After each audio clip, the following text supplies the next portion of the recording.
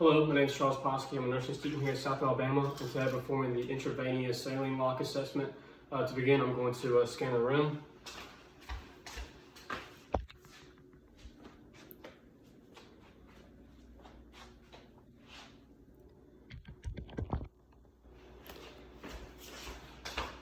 To get started, I'm going to verify the order, verify hospital policies. I'm going to perform hand hygiene. I'm going to use the two patient identifiers, Jaguar Jones, date of birth 08/25/1963, 08/25/1963. I'm then going to explain the procedure to the patient. I'm also going to assess for any allergies, so they're allergic to penicillin. I'm then going to provide privacy for the patient. Next, I'm going to place my trash can to my side, perform hand hygiene, and I'm going to don my goggles. After that, I'm going to raise the bed, lower the side rails, have the patient in supine position or sitting in a chair, and we're going to remain privacy for them. And then next after that, I'm going to perform hand hygiene, and then I'm going to open up my kits.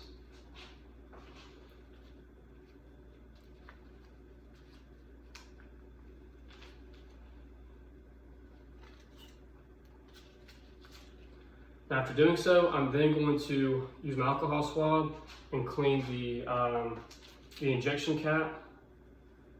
And then I'm going to prime with my syringe.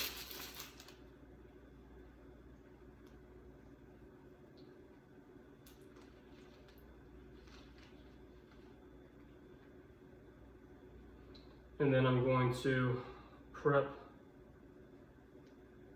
There we go. Now I'm going to explain how I'm going to find the IV site. So I'm going to use the non-dominant hand, insert at the most distal position, and then I'm going to avoid any painful areas. For fostering for venous distension, I'm going to lightly brush on the arm and the veins. I'm also going to position the arm in the most dependent position, and then I'm going to apply a warm cloth onto the arm as well. Then after that, I'm going to then put on my tourniquet. I'm going to put it 4 to 6 inches above the designated area of insertion.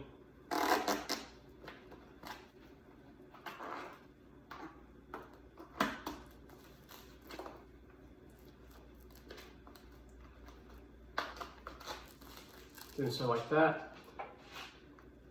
Now after that, I'm going to check the radial pulse, and then I'm going to palpate the vein that I'm going to be injecting. Next, I'm going to perform hand hygiene, and I'm going to don clean gloves.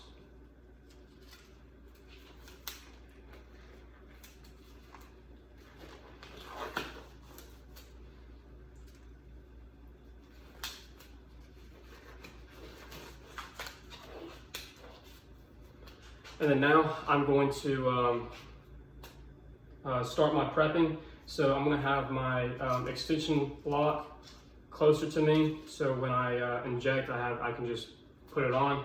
Now I'm going to put on my chlorhexidine and clean the site.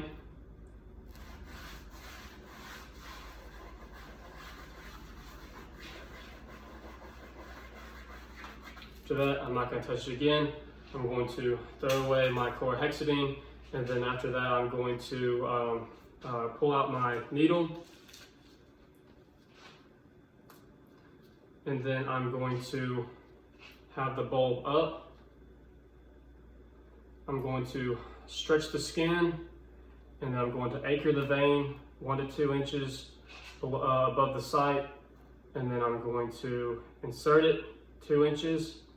And then I'm going to observe for blood loss. I'm going to then lower the needle, insert another 1/4 of the inch, and then now I'm going to thread the hub on. And now I'm going to release the tourniquet.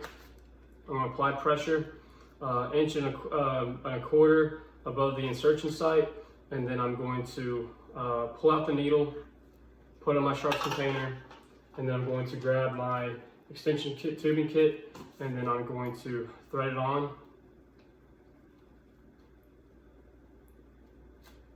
like so. Now I'm going to grab my tape and secure it.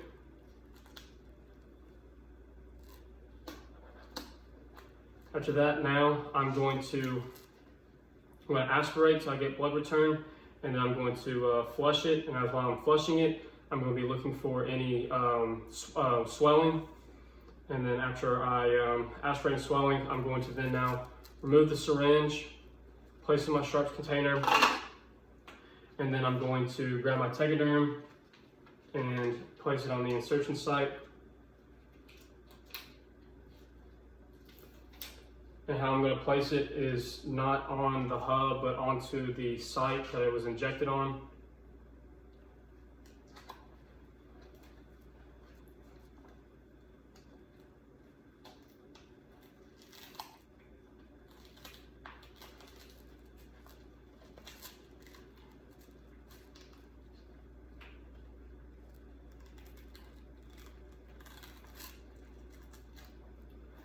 After I've done that, I'm then going to place my other tape and secure my IV and IV tubing onto the arm in the most natural position.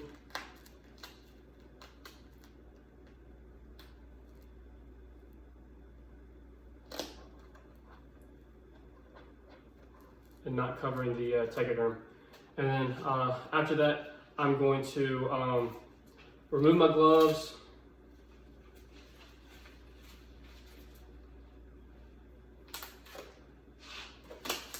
throw it away. I'm then going to remove the rest of my equipment,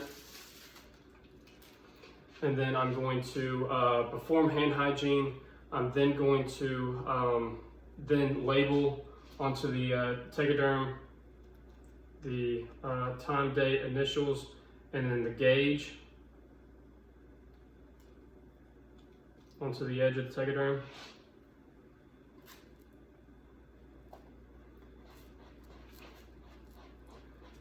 After that, I'm going to lower the bed, and put the side rails up, make sure the patient's in the most comfortable position. I'm then going to talk to her about preventing dislodging the IV. I'm going to secure the tubing, make sure that their gown has a shoulder straps, and then I'm also going to lower the IV during bathing. For any signs and symptoms of IV-related complications, it's going to be infiltration, phlebitis, and then inflammation. And then after that, I'm going to perform hand hygiene. I'm going to document date, time, location, number of attempts, catheter length, and the gauge, tolerance to the procedure, saline lock of the flow rate, method of the infusing of the fluids, and are prescribed. And then after that, I'm going to then discontinue the IV. So I'm going to pretend that I have my clean gloves on. Before I perform hand hygiene, put clean gloves on. And then I'm going to bring my kit over, and what I'm going to do is that I'm going to remove the tegaderm by holding onto the catheter, securing the catheter, and peel it off.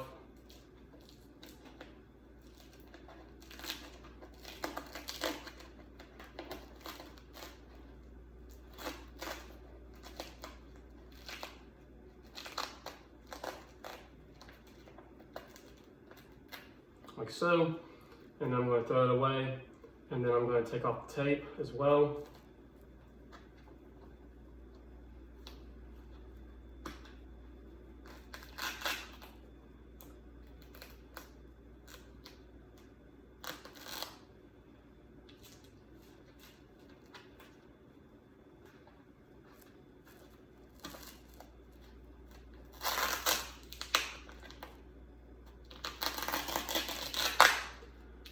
After that, I'm then going to pull onto the catheter, and then I'm going to place my gauze right above the insertion site, and I'm going to gently pull it out at parallel to the arm and place it onto the arm there. I'm then going to check the intaction of the IV, and then any like site problems, any red, pain, tenderness, swelling and bleeding, and then drainage. And then I'm going to place that in my sharps container, and then as doing so, I'm then going to get tape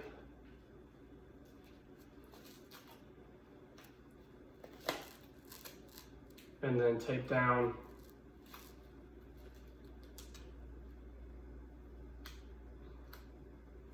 my gauze to keep in place so when they're done bleeding. And that would be it of my assessment. Thank you.